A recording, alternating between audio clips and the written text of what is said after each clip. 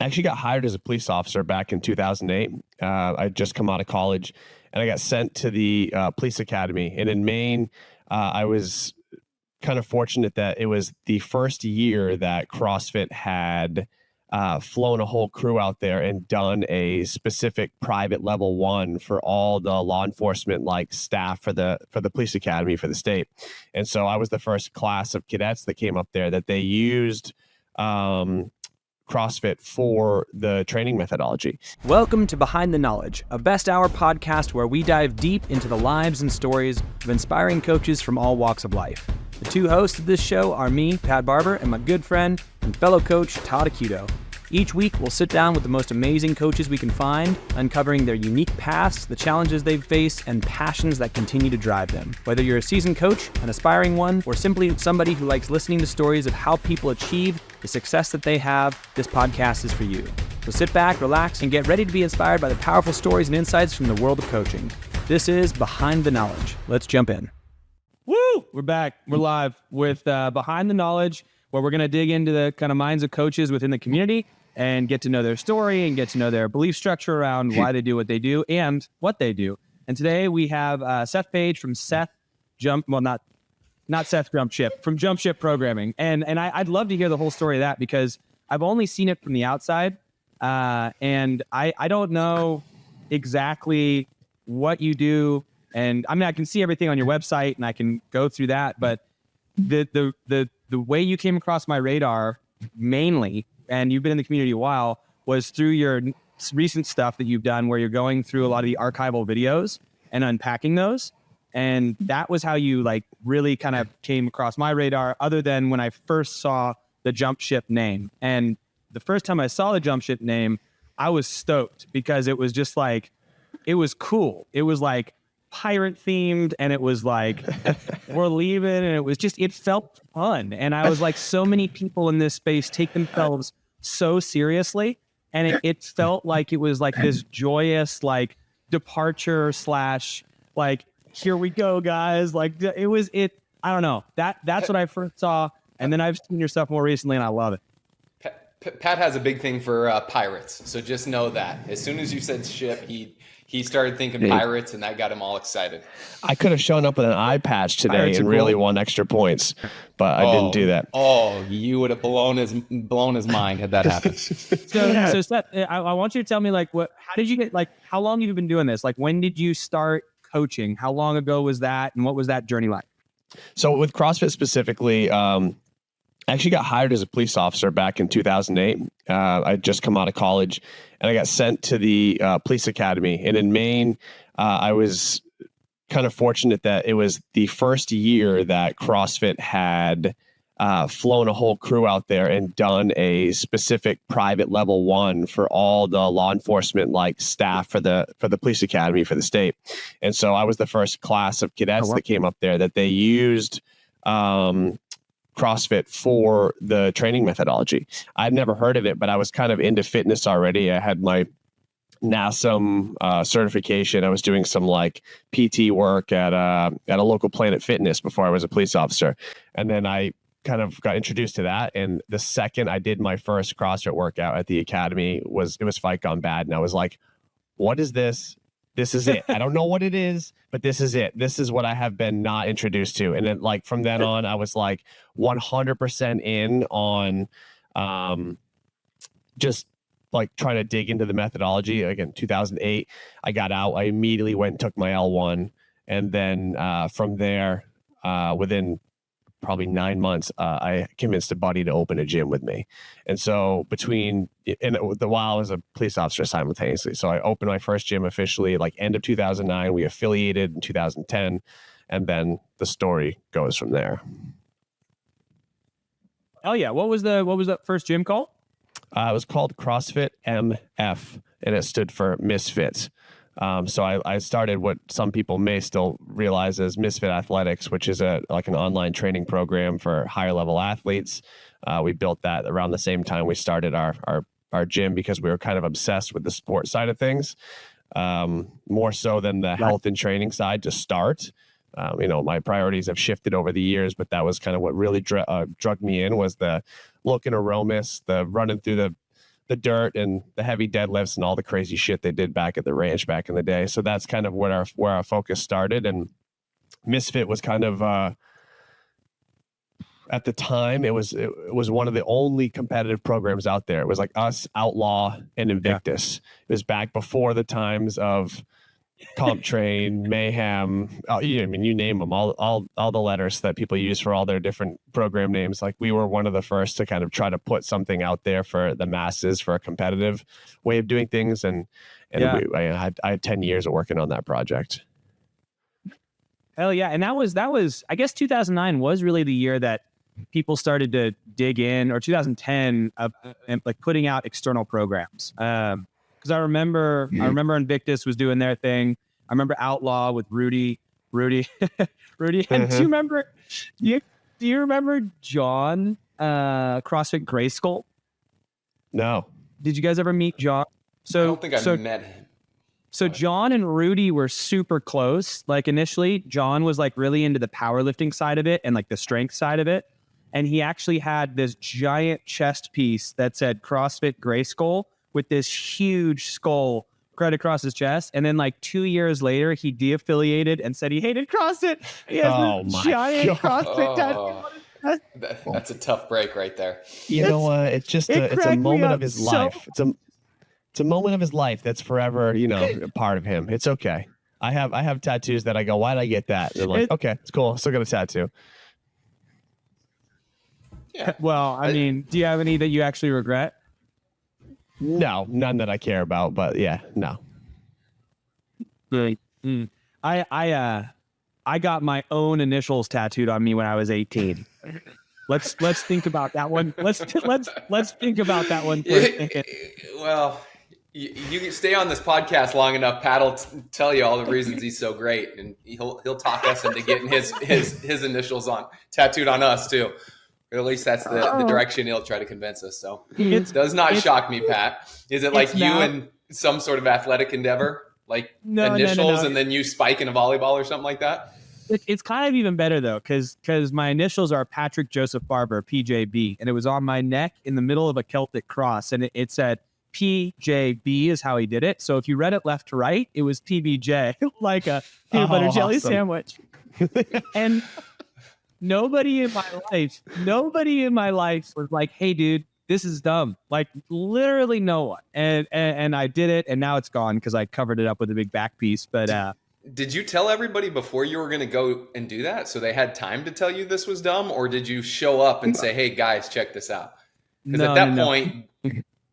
I told everyone. You had this planned? I was like, check this out. This is my sick design. And then nobody was like, this is a good idea, or this is a bad idea. They were just like, cool, dude.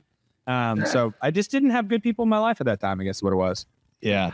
Interesting. You guys would have told me no. Anyway, so Seth, so you start this gym, you start Misfits, you're going through Misfits like that became pretty massive, like as a program. For a while. Like, I didn't know you guys were one of the first. Yeah. And then when did you break off from Misfits? What was that process like? 2000, I think end of 2018 or geez, I don't remember the years, 18 or 19, something like that. Just had some things change in my personal life more than anything. And then with the business, within the business, we started having disagreements as business partners tend to come across things like that. I was on one side of the fence with the direction the company should go. My partners were on another side of the fence, and without getting into the drama of it, we split up. And I ended up moving to Florida with my then girlfriend, now wife. And down in Florida, we actually bought another CrossFit gym because she was also a CrossFit gym owner at the time. She had she's had like 3 before me. So between the two of us, we're kind of a good business fit. We both had multiple gyms. I had 3 in Maine. She had 3 elsewhere. And then we got together and got one in Florida and kind of focused in on that. And as we're building that up, COVID hit. COVID hit basically just as we had that going and just as I had kind of left Misfit. And as I had been, again, I didn't leave voluntarily from Misfit. Let's put it that way. So I was kind of squeezed out of my own company and had to build something else up from scratch. And so to do that, we brainstormed what we thought was the most important part of an online program, what hits the most people, what provides the most value. And so we came up with the concepts that we use now in the program for Jump Ship. And Jump Ship, while you kind of started the show by saying it was a happy departure from a, no, it was like a spiteful name of leave them and come with me because I got your back. I got your back. Oh, okay.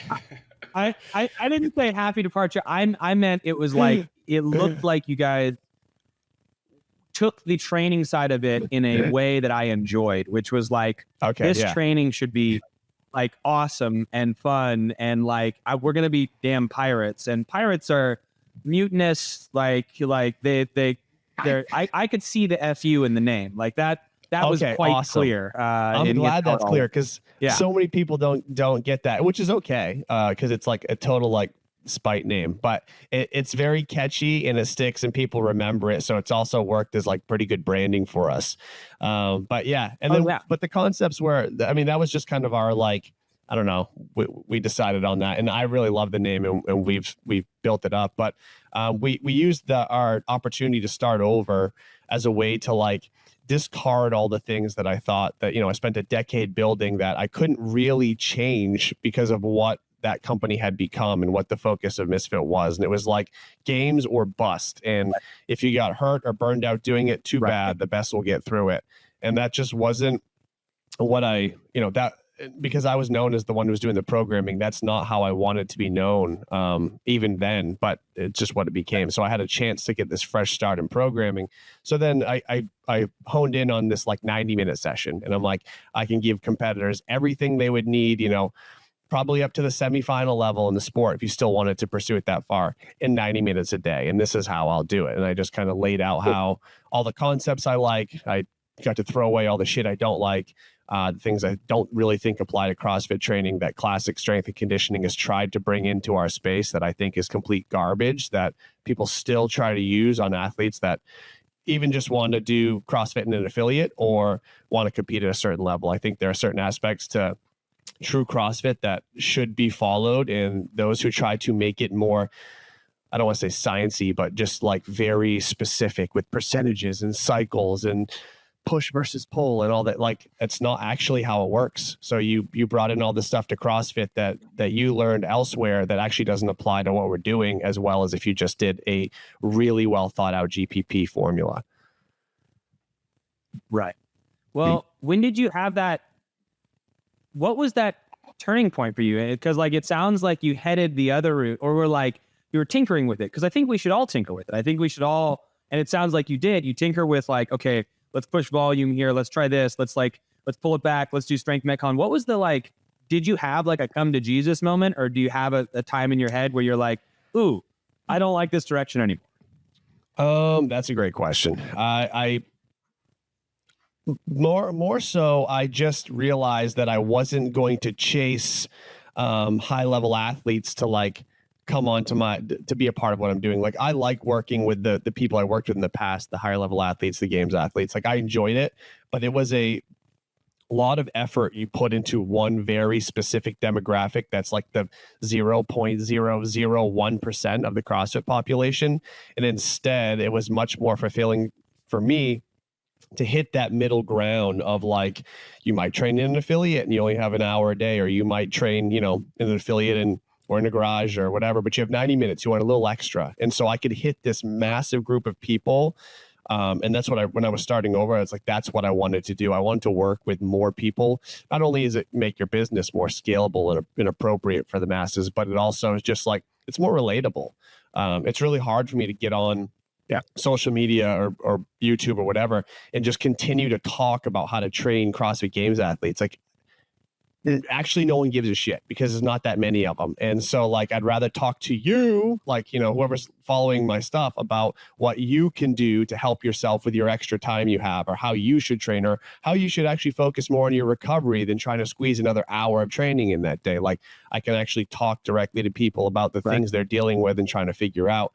So that's not really like a one moment epiphany, but it's just kind of my now 15 years of experience sort of realized into like, what fulfills me as a coach and what I can actually do to help more people Yeah, that's sort of how it is. And yeah, so along the whole way, like I always picked up shit that I understood why we'd try it back in the day with other programs, and then I realized what I liked and what I didn't like. And there's so many things that I didn't like about how things were done that when I could start fresh, I could literally say, this is what I love, this is how I'm going to build it together, this is how I'll make it work. Yeah, go ahead, Todd. I was just going to say, it felt like everything was like that in the early days, right? Nobody knew, like you made mention, it's like you just throw a bunch of stuff in there, and the athletes that could handle that kind of volume and that kind of training were probably the ones that were the best athletes anyways. And they just, were the ones that would end up going to the games. And it's like, oh, I'm so great at what I'm programming. It's like, no, we lucked into having some really good athletes that could handle all these mistakes we were making, probably more than anything else, right? Dude, that's still how it is today. That's still how it is today. Well, I know it has not changed. Yes. But yeah, you're 100% right. It's actually frustrating that it hasn't changed, because there's so many good coaches out there who should realize what's happening, and they know if they put it out there and they market and brand themselves well enough, as far as like these programs are going, the cream will rise to the top always and survive what they're putting out there, and they can handle the volume, whereas everybody else cannot. But they're so mesmerized about what the best can do that they follow along anyway. It's kind of a trap. Well, a lot of that has to do with, you get a couple of those good athletes that help create your brand, right? And then everybody wants to be like those athletes, so then they want to follow that programming. Yep. I'd be curious to know, beyond, like, as it relates to your coaching, specifically with games athletes, beyond writing the programs for them, what else did your coaching look like? How much time did you get to spend in person? Is there a lot of like working on mechanics? Is there mindset strategy? Like, what does that look like? Because there was a lot of training from where camps. Pat and I come from. Yeah, go ahead. Yeah, so I was just gonna say, sorry. There's this like tiniest delay in our feed. So every time I'm like, oh, I think he's done, I'm like, oh shit, he's still talking. I'm so sorry. All right. So anyway. Yeah. I think I got your question. So we had training camps. We used to travel all over the country and do training camps, probably like one a month. And we would, sell tickets. We'd invite the best athletes who are following to come for free, because obviously that'd help you sell tickets. So we did that. Then we used to host them in our gym itself. But when we'd fly the athletes out to us to work with us and all this stuff. But a lot of times, me personally, there was plenty of refinement on technique, mechanics, and dialing in some variations of movements that you wouldn't necessarily teach within an affiliate setting, because it doesn't really apply to the average person, like that's trying to shave off, 3 extra seconds off a set of 20 power snatches, like the little things about when you put your hands back on the bar, or how you, whatever variation of movements you would do about tweaking your ring muscle up or whatever to make it just a little more efficient, a little faster. We did all that stuff. We had a million little tricks like that kind of have been developed, and you pick them up as the sport grows and develops. But the biggest thing I like to do is just spend time with them and talk to them and get to know them, because the more you get to know about their personality, the more you get to know about how well that they can adapt and execute. And at the highest level, especially the CrossFit Games, it's becoming more and more true, in my opinion. Maybe not at the super tippy top where you have like the Tia Claires and the Adlers and the Romans these days, where they're just like really far above the rest of the pack. But those bottom qualifiers to like mid pack, they can shift around the leaderboard on any given day based on execution of workouts. The fitness is pretty identical. So the programming plays a role, and then how well they actually execute their fitness on game day is a whole different thing. And that's the sport of it. So I like to spend time with them, learn about them, and then try to figure out, what gets them fired up and how to use that energy on game day, what to focus on, what not to think about, where to put their mind at. And that's sort of what I like to do with them is work with them in that regard, even more so than movement. Like movement's great, but I like to really get to know them and dig into that stuff. Yeah, I would say that when you're talking about high-level athletes, that's where a coach can make a big difference.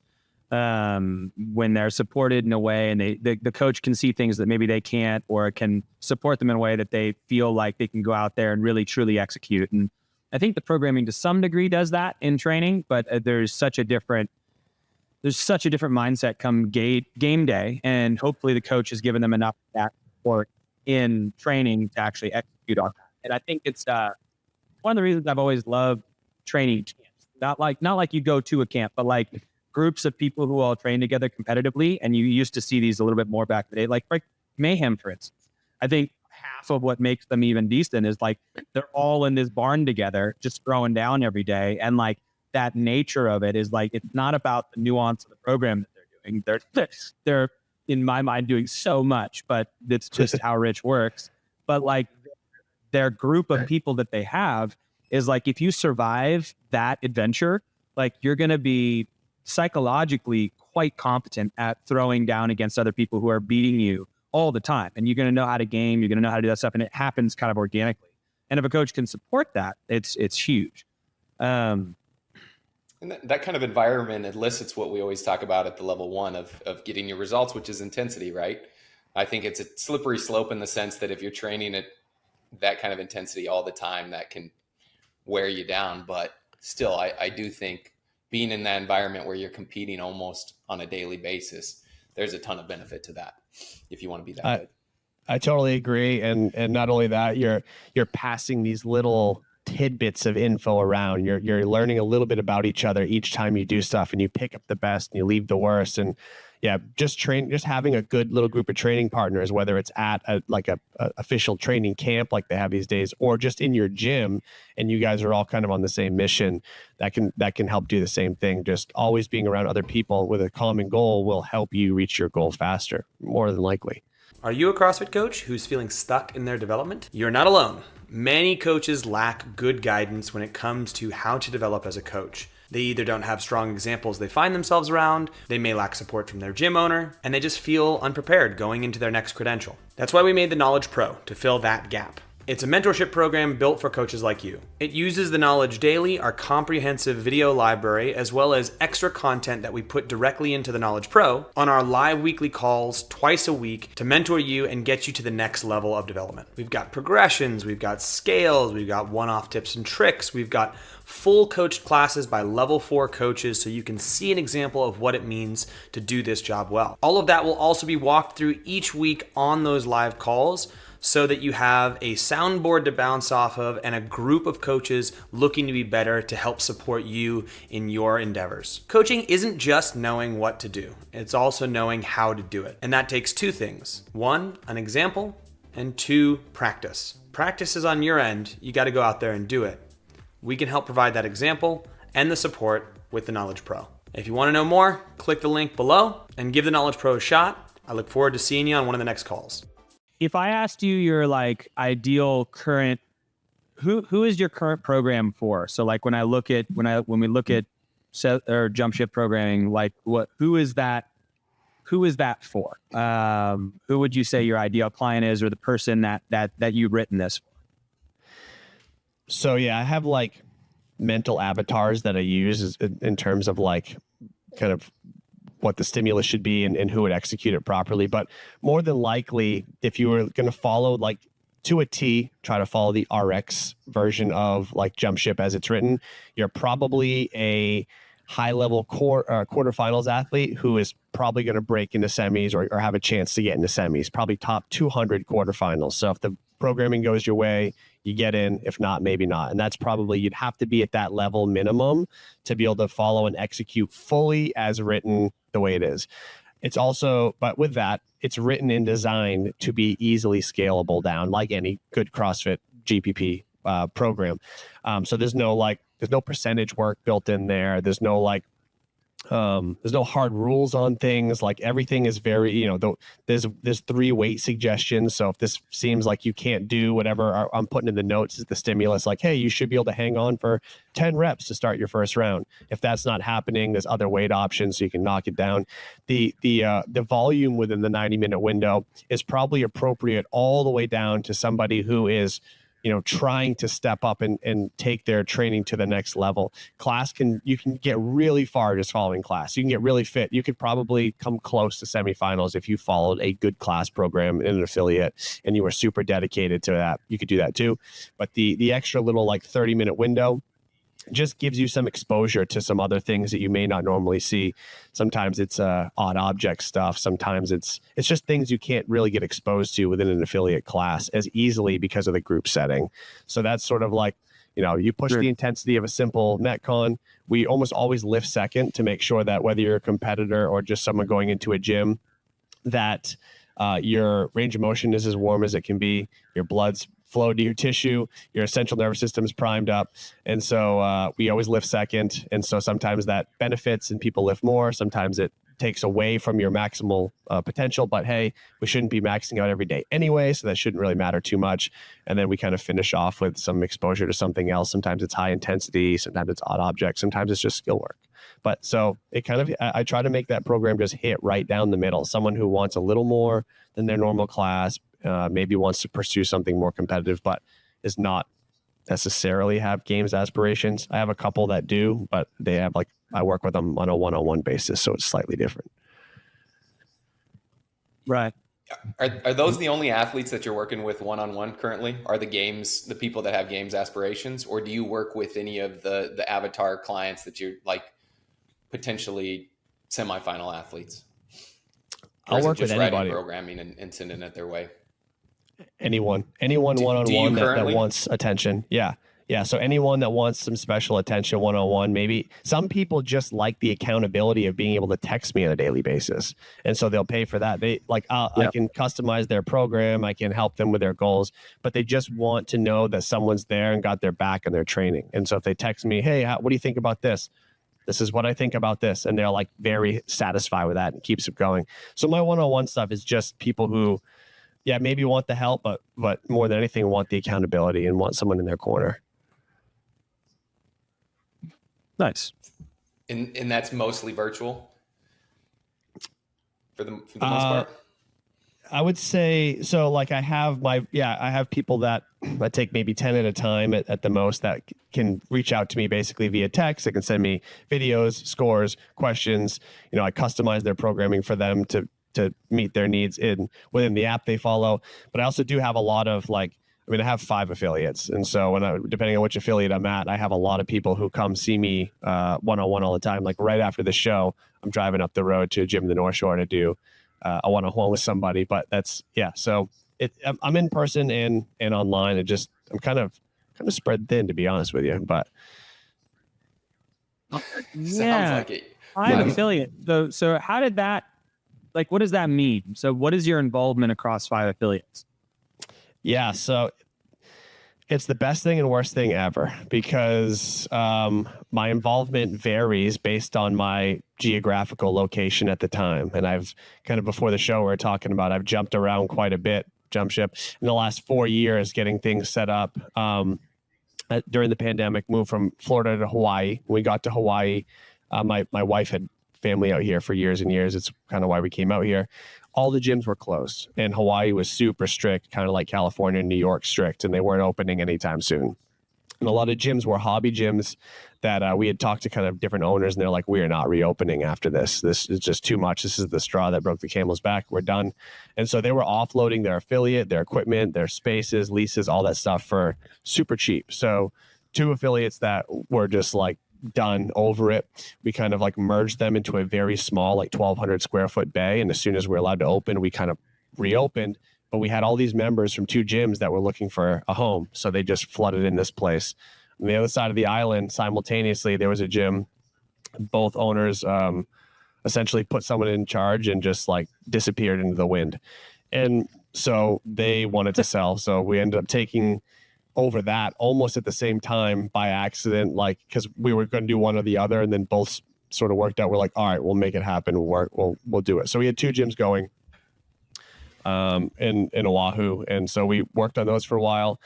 And then these gyms in Maui wanted to partner with us, and they wanted to use the brand name, and they wanted us to come over and help them because they were trying to recover as well. So we said, okay, we have awesome people in place here. These gyms are running good. We'll go over there and help. That deal fell through for whatever reason. And then a Phoenix opportunity opened up, and that's where my wife's mom lives. So went out there, took care of that. They had a super good group. So we rebranded that, tried to build that back up.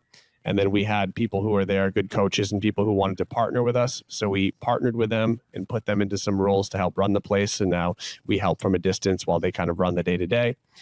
And then we came back to Oahu to take care of these. And while we did that, I'm sorry if I'm rambling. It's kind of weird, but when we came back to Oahu, I love it. So you guys obviously heard about the fires in Lahaina.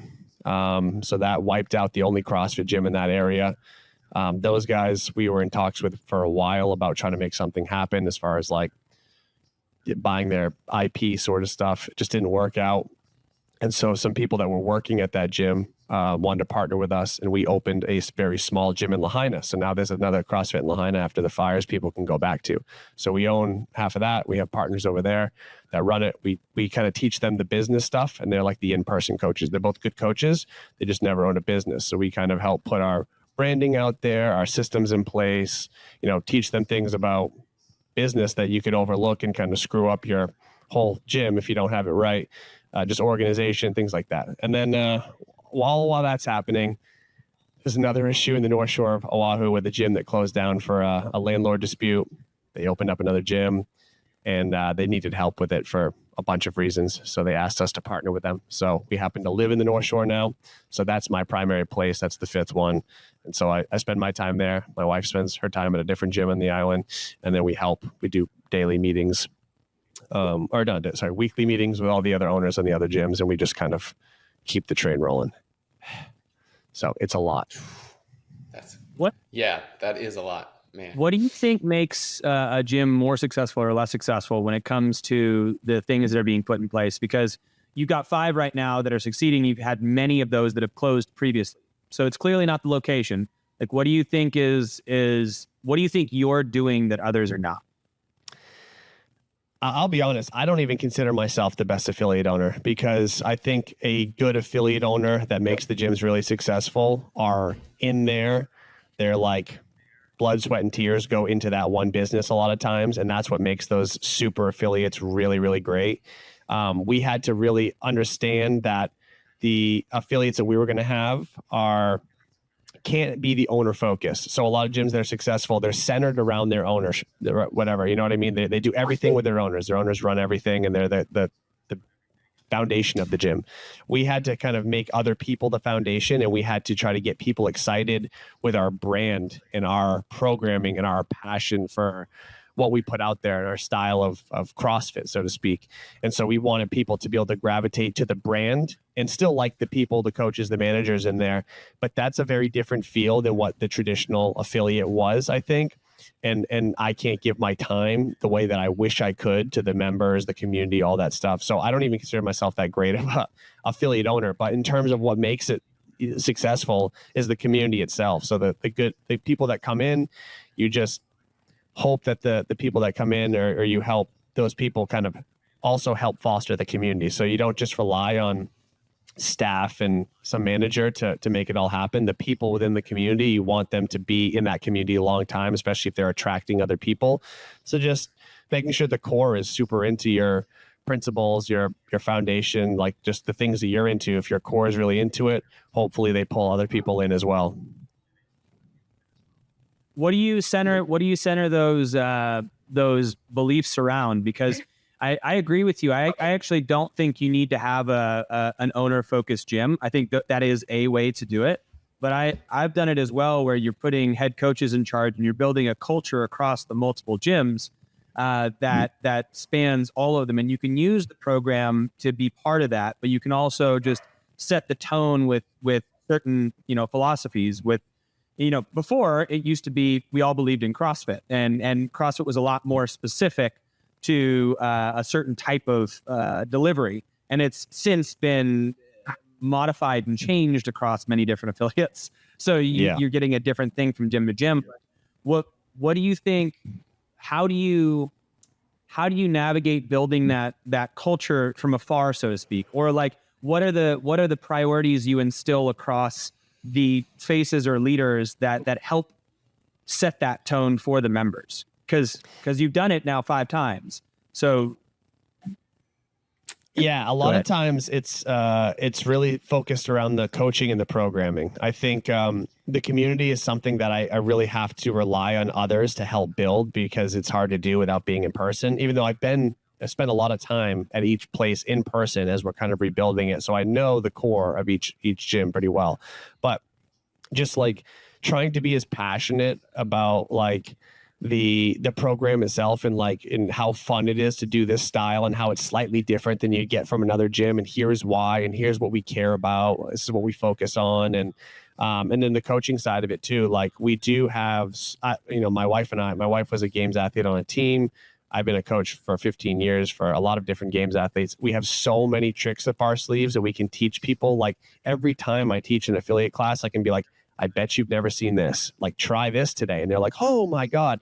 And so we put that stuff online for people, or we send it around to coaches and say, try this trick with people. Like, someone's going to get a kick out of it or whatever. So it's just giving as much little tidbits of information to the staff to relay to classes that if they have experience on the CrossFit gyms, they're not going to get that level of coaching the way we care about in just any other run-of-the-mill gym. And it's not to talk bad about other gyms. It's just a lot of other gyms don't have the coaches that have the experience that we have. So the info that we can deliver both virtually and in person it's just more experience. That's all there is to it. And so I think that helps keep people around. A lot of people think, oh, this is the best gym in the area. And I'm glad they think that, whether it's true or not, that people believe that. And so they come to the gym. What you were talking about some principles around like, hey, we do this a little differently here when it comes to programming, and like, what are those things? What are those actual things that the statements that you make that people can cling on to? Because I think that would be really interesting to know. Not so I can steal them and sell them, but like, so what are the things that you make people identify with? Because it sounds like you're putting little flags in the ground for people to be like, oh, I stand behind this. And I think that statement alone is truly important. Like, hey, here's what we stand for. Here's why we do this. Like those things are super important, and they can be different from gym to gym. But I'm curious what your little flags are that you use. Yeah, you make mention of making the programming fun. Is the programming the work? Like in my mind, I don't know if there's any fun workout, right? They're all if you do it right, they shouldn't be fun until you're done with it. Is it the coaching that you talk about and those tips and things like that? So yeah, to add on to Pat's part, I'd love to hear those different pieces. Yeah, all great question. And Pat, you can steal whatever you want from me because I basically stole it all from CrossFit anyway. So it's all the same thing. But no, it's just like, it's just taking a lot of the principles that they've talked about in the journal for a year and making them come to life. So I love to talk about intensity with online and in my classes. I love to talk about how important intensity is. And I design the workouts to allow people to be successful. So many people out there that either don't have experience programming or think they have experience and they want to show how hard they can make workouts, fuck it up for everybody because they make them so challenging that they can't get the intensity out of the workout, or they can't really showcase their fitness because they're stuck on a particular movement or rep scheme or whatever. So making things very doable and crushable is the key. And so even with that, also relaying and making it very well known that if you can't do X, Y, or Z in this workout, you need to modify it. And a lot of gyms are stuck on the RX culture. People are trying to scale up to meet this standard that is completely means nothing, but people think that they're succeeding by trying to go up and meet a standard instead of trying to set the workout up for them to crush and bring that intensity. So that's just one principle that we talk about a lot. I mentioned already the lifting post Metcon. That's something that's just not done that often because people think that they're losing their ability to lift if they're even slightly fatigued from a conditioning piece first. But I don't believe that's true at all. I think that you get far, far more benefit from making sure that you've had oxygen-rich blood pumping through your body for 15 minutes. You've gone through extensive similar range of motion in a Metcon, and you've probably done some form of plyometric work. It's the opposite. You've never been more ready to lift in your life after a Metcon than you have before, because a lot of gyms, and even mine's included, don't have the time for a really, really good warm-up if you're going to do two pieces in a class. You just don't have the time to warm someone up properly for a true 5x5 back squat if they're also going to have a conditioning piece that takes 12 minutes in there as well that you have to set up and teach and all that stuff. So the Metcon first is killing two birds with one stone sort of situation, and it works super well, especially if someone's designing the program to complement the two pieces, the conditioning and strength. If they're two random things, you're going to fuck them up. But if you complement them right, They can be super beneficial, and people get so pumped to PR, especially after Metcon. They're sweaty, they're lifting, they hit something they can't believe it. And it happens so frequently, it's insane. And so they're just those sort of things. People have never seen them in other gyms, have never had that experience, and they really like that experience, and it kind of keeps bringing them back. Yeah. So what I hear is the education around what intensity is and how to scale properly, which and that you build a culture around that, and people are able to do programming in such a way that they can crush workouts. And I think that's interesting because you're doing it through the mechanism of the program rather than doing it through the education of the coaches. And I'm sure you educate the coaches as well, but it's more like, because you're so involved in the tinkering of the actual program, you can use the program to do that. I'm sure there's still a layer that the coaches have to make it work for everyone, which is great. But I see that on the front end, and also the lifting after the Metcon it's funny. That's an easy one to just be like, check out how we're different. Because like, and I love your philosophy around it, and I think it's really cool, and I think it's super valuable. But I think more than anything, it's like, check out how we're different. And then it's immediately going to ring, because that's so counter to what you see so many gyms do, that I think that's immediately just going to stick in someone's head. It's such like a simple, clever little piece. You want a funny story on that? Go ahead.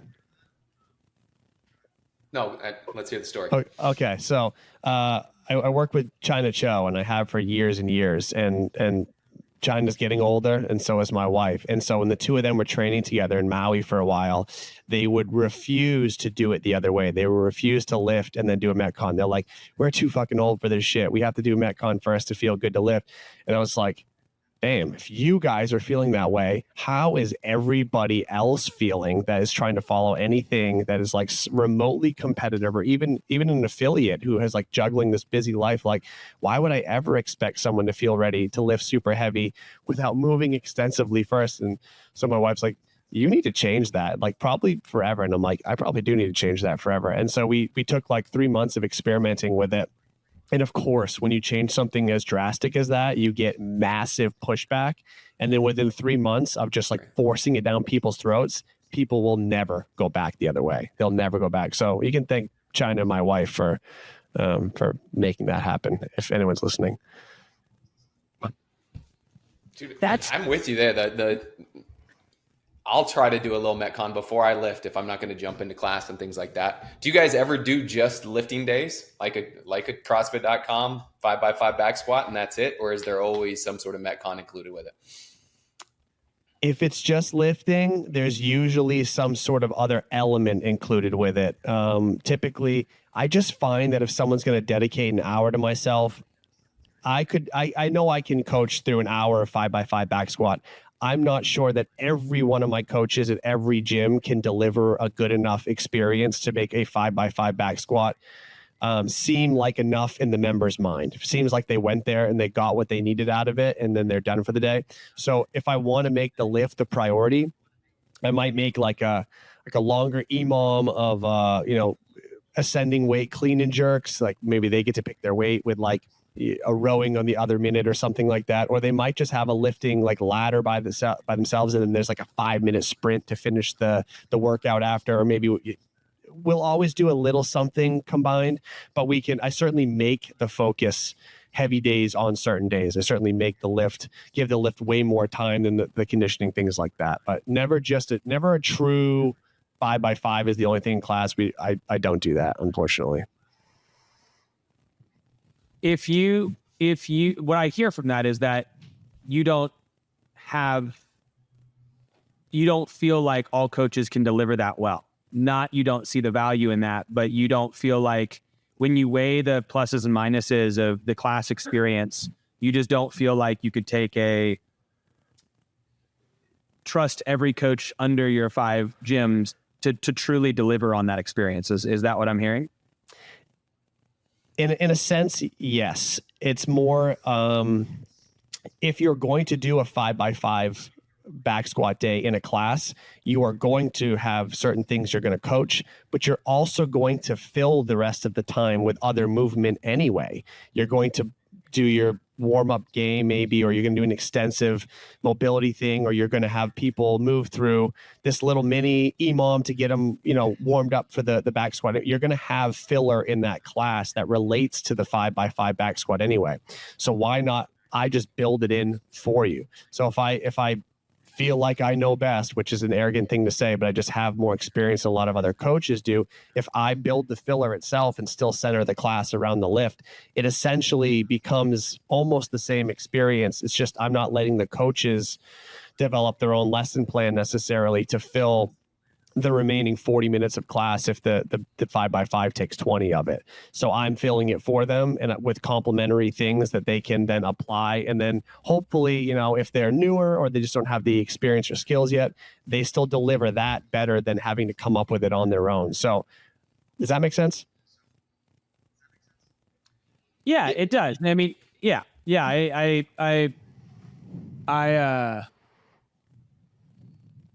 It feels like it scratches the itch. A lot of people want to leave the gym with a high heart rate, right? And or at least feel that in class. And so it scratches that itch. And I heard you talking about your programming on a video you guys recently released, and talking about how the workouts and the Metcons typically provide the accessory work to your strength days, right? And so that's a cool way to add that accessory work into this thing. So it's like, hey, 5x5 back squats, we're either going to warm up with a little Metcon or finish with a little Metcon that's probably going to provide some monostructural, and then also something that is accessory to your squats. Would that be correct as far as how you guys put that together?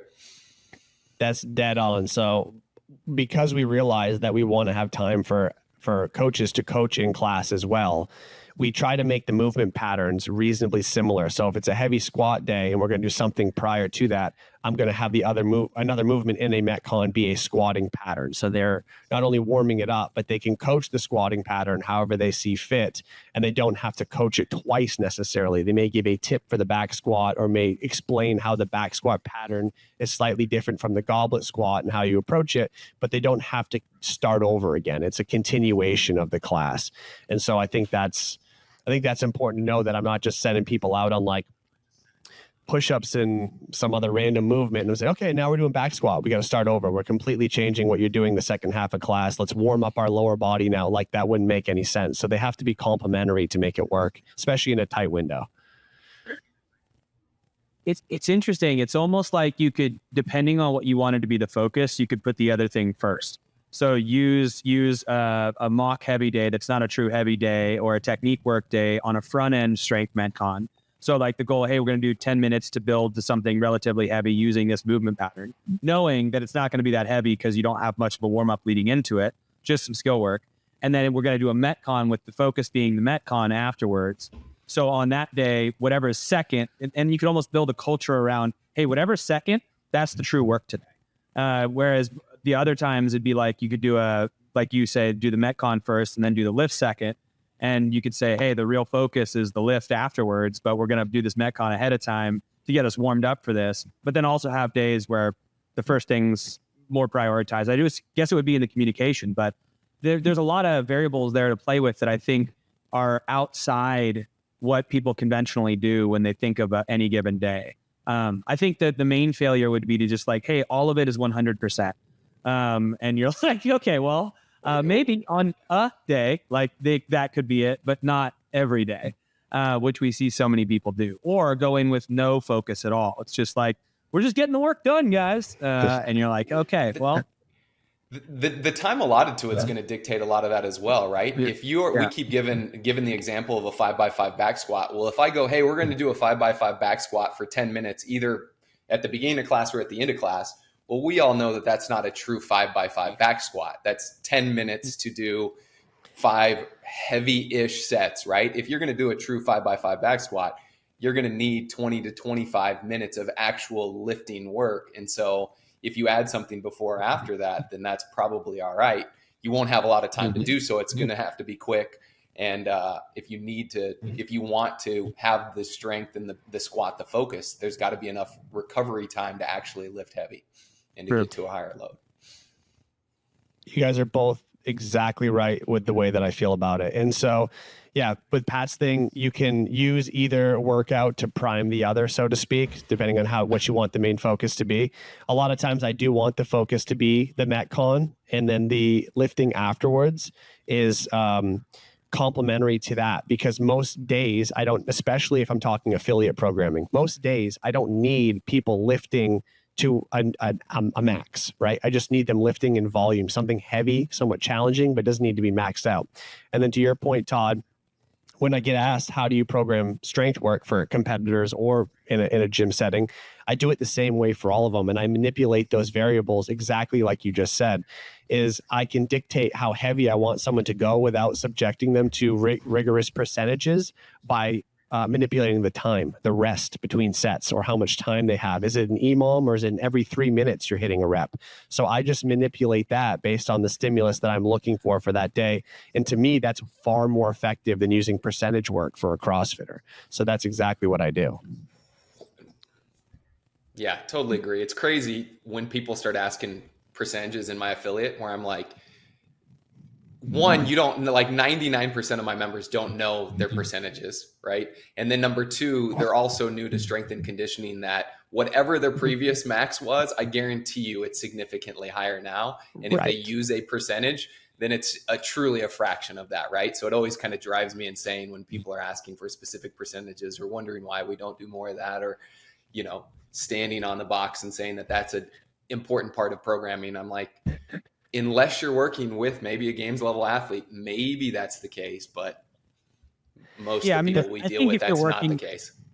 If you're working with someone who's truly going for that run at the games, I think they're especially if you're looking at top 10 people, they need very precise things, because you're tweaking the best of the best.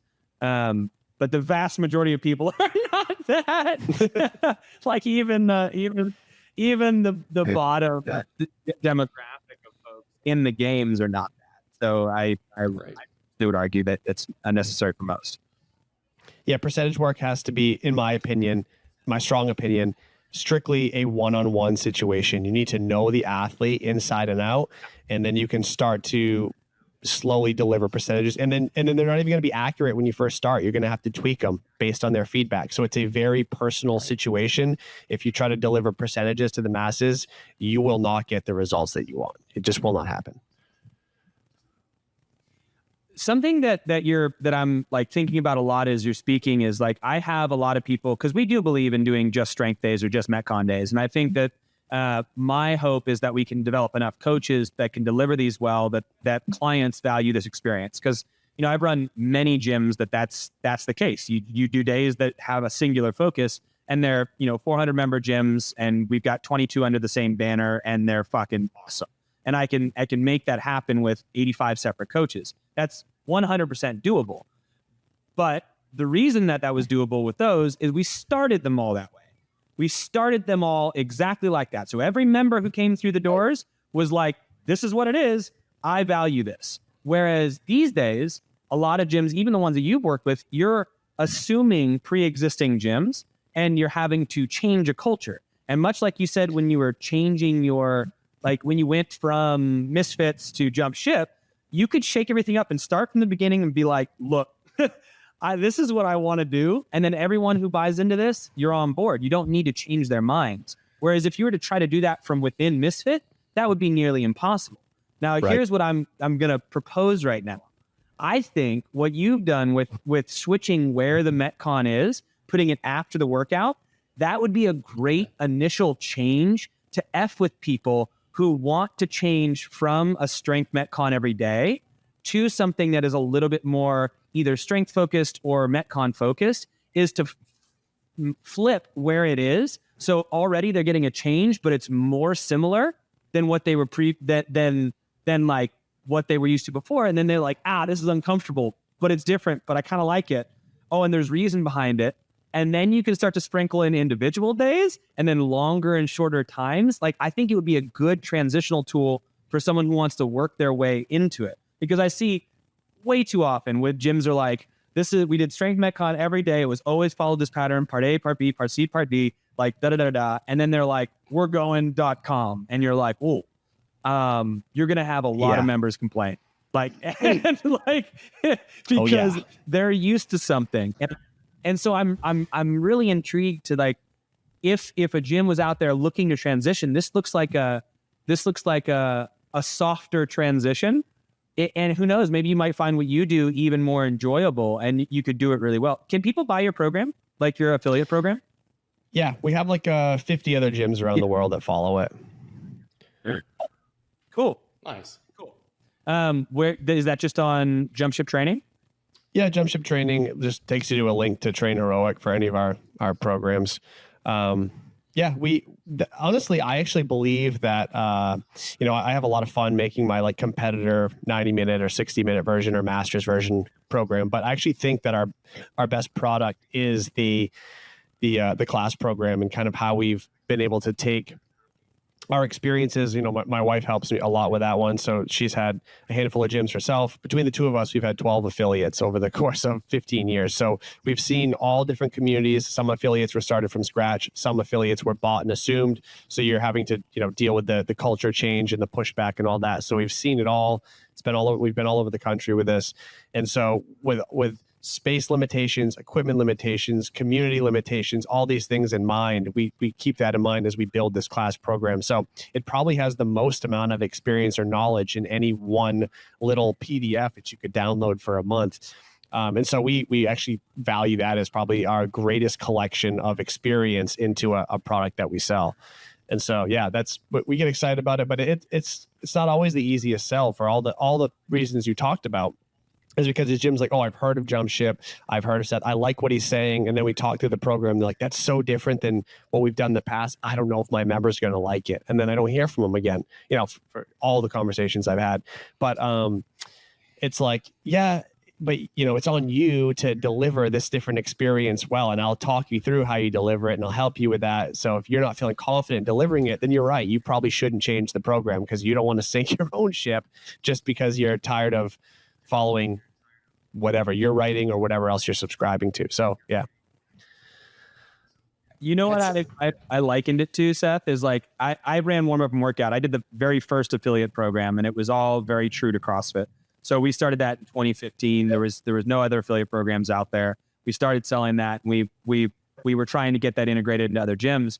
But what I felt like was like a coffee bean roaster who would like spend my time sourcing these amazing coffee beans, roasting them, putting them all out to dry, making it all ethical, and then giving it to baristas and being like, I sure hope you make good coffee, without actually training the barista and how to use the thing. And that's what I felt like with the program. Is I'd be like, I'm giving you all this gold, please use it well. And it was like so frustrating, because it was like you never knew how it was going to be delivered, which is when I started working for Best Hour and I get to develop coaches. Now I feel like I'm training the barista. I'm like, I don't care what beans you're using.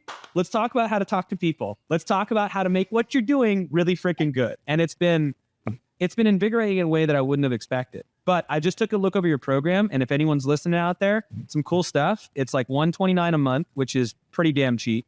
In addition to that, it syncs with the competitor program, which is something that we used to do as well, where like if someone's also wanting to do competitor, and they can do the extra 30 minutes as well as attending your classes, which I think is essential if you're buying an affiliate program.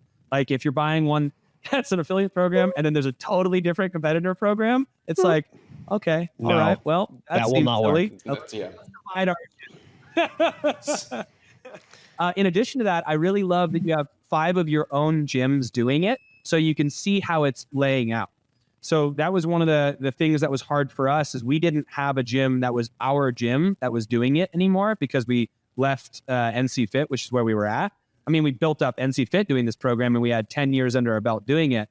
But you actually have the gyms doing it, so you can see what's working and what's not. And so if you're looking for it, guys, go to Jump Ship Training, look under the class program, and get after it. Thanks.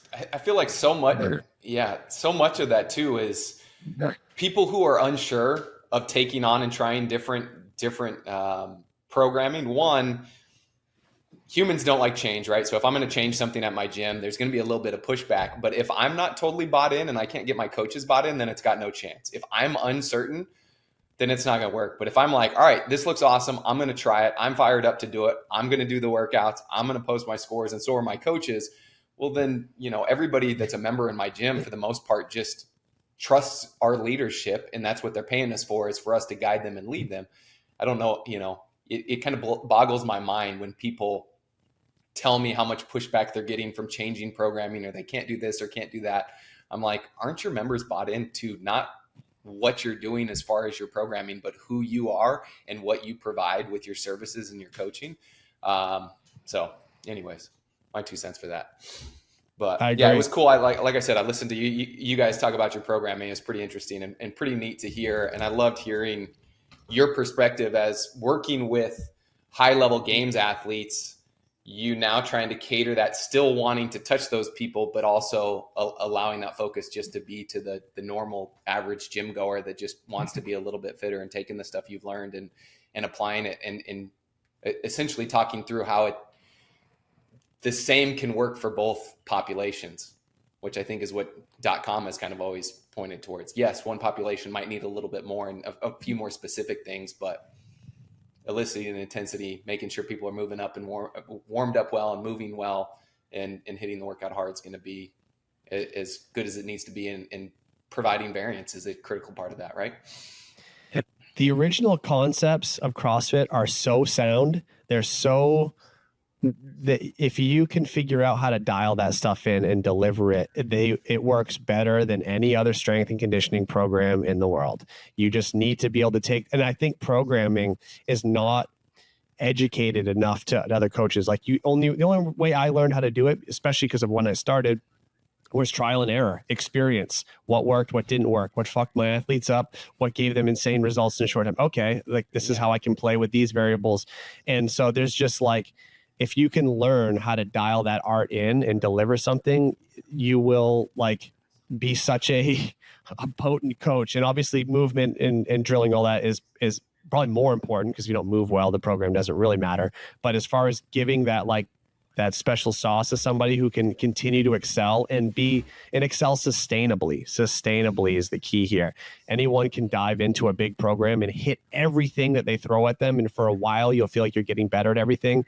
And then shortly after, you'll feel like you ran into a wall. You won't want to go to the gym anymore. You won't enjoy what you're doing anymore. So finding a way to balance steady incremental progress with something that feels sustainable and fun is that's what I'm trying to find now. I'm trying to find that sweet spot, and I'm kind of zigging and zagging, probably will the rest of my life that I spend in CrossFit, just trying to kind of find that target. It's tough, but it's fun.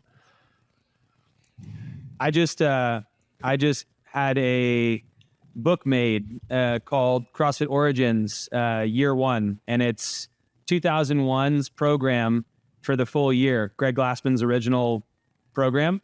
Because it's in the archives, but I had it made into an actual book with Greg's notes, and then day by day when it was originally posted in the actual program, then his notes. And my goal is to have that be like a coffee table book at every gym, so people can buy that and then just flip through and do it. And then it's also got like a little journal section below it, so if you want to do the workouts, you can journal them. So when I get that printed, I'll send one over to you, Seth. Oh, awesome! That sounds right up your alley.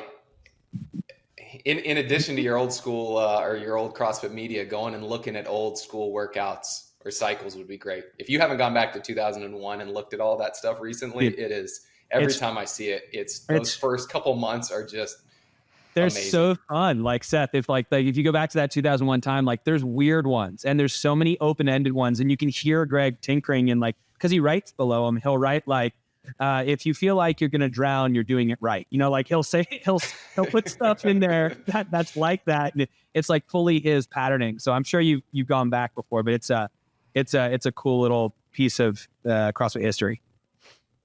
Well, it sounds like I need to do a deeper dive, because I'm not as familiar with it as you guys. So I need to go all the way back and check that stuff out. I spend most of my time in the early CrossFit Journal. Yeah, dude. Did either of you guys do the virtual shoveling? Do you guys remember that when that came out on .com?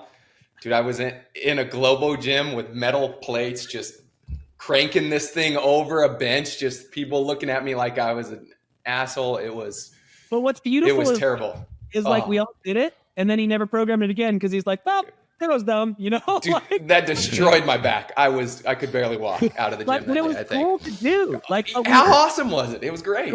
In the original CrossFit Santa Cruz, we actually had a cargo net that went like, there was these 2 poles, like that were like these, and there was a big like 15-foot cargo net that went up and over.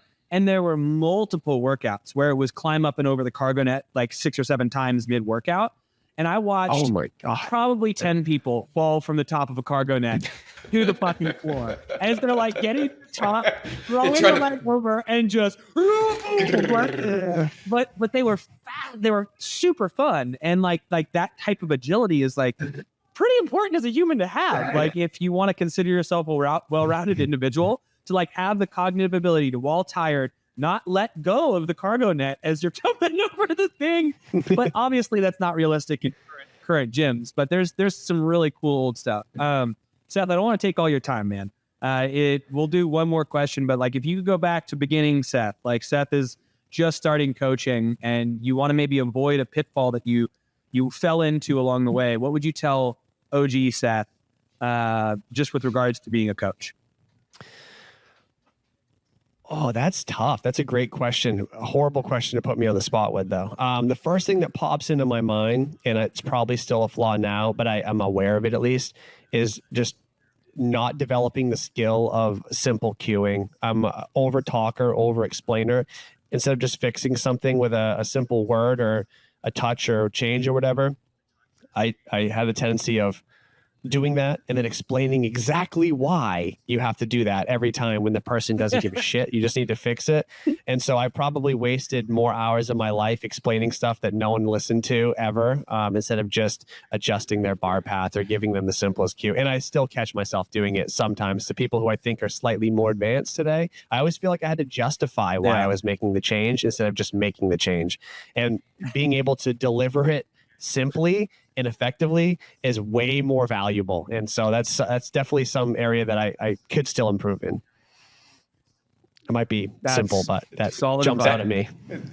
That question comes up every week at a level 2 where somebody's like, yeah, you're telling me to say this short and sweet, but I like to explain why I'm giving them a cue. I'm like, telling somebody to push their knees out, it's implied why you're doing that, right? Now, I'm sure that's different than the question or like the point that you're making and some of the nuance that you're covering. But just in general, we're so passionate about this stuff. We want to over-explain it so much. Whereas, like you said, most of our members could give 2 shits about it. But what's really fascinating is I think in order to be great, you need to know why.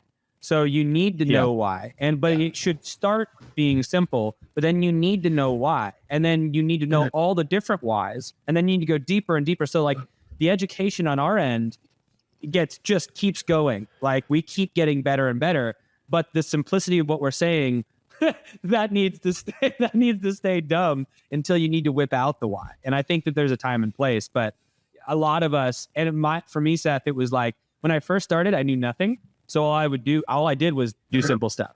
If someone asked why, I'd be like, fuck, I don't know. But then I started to learn stuff and I was like, oh, I want to tell you everything because now I know. And then as I got older, I was like, I shouldn't tell everyone everything. So it was this like weird growth thing of like, don't know anything, pretty effective. Knew too much, became less effective. Realized that they didn't need to know everything, became more effective again. And I think a lot of us coaches go through that pattern. Yeah, I definitely had a similar trajectory as that. And I also, for whatever reason, feel like I had to justify everything. Like if I couldn't explain it, I wasn't allowed to teach it sort of thing. So like, I don't know if it's a lack of confidence when I first started back in the day, but I was like, I swear this is right. And let me tell you why. Like I'm afraid they're going to run right out of the gym and leave my gym forever if I couldn't like exactly explain it. So I was, bad habit, but certainly they trust you to an extent to come to your gym and be coached by you. So you don't have to feel the way that I felt back in the day, but. That's totally exact same thing I felt. It's like my insecurities made me try to show them how smart I was, right? Yep. Seth, where can we find you, man? Where can everybody find? I already told you jump ship training, but where else? Yeah. So if you want to be my best friend, you go to my YouTube channel, Jump Ship Training, and you subscribe to that because I'm having the most fun right now if you have 2 seconds, I'll give you a quick story. So, COVID really burned me out bad, disconnected me from the CrossFit space badly. Like it just made me feel super weird. Like I never felt after 10 years of being in the space. YouTube and the old CrossFit journal stuff and the old CrossFit media that pulled me in early on reinvigorated me, along with some other people who have shows and talk CrossFit and all that. So the online community sucked me back in, maybe harder than ever. So now I'm like full on, like I've never been before. And so with that, I decided to make my own show. It's just a little live stream, not special, but I like to go and look at all kinds of old CrossFit stuff, their old media, past games events, open announcements, things that got me excited for CrossFit back in the day. I play them, I talk about them, I bring on guests. I told Pat if I was going to come on his show, he has to come on my show. And so Pat's going to talk about all things back in the day.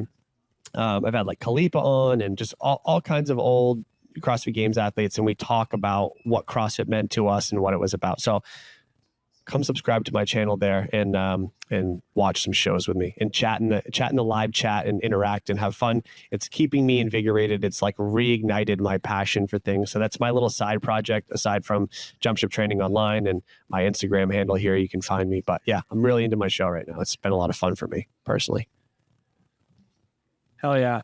Subscribed. I just subscribed. Everybody go subscribe. Thank you. Boom. Yeah. All right. Thank you, Seth. We'll definitely have to talk again. This is not the last time. Anytime. I love this stuff. This is what I'm into.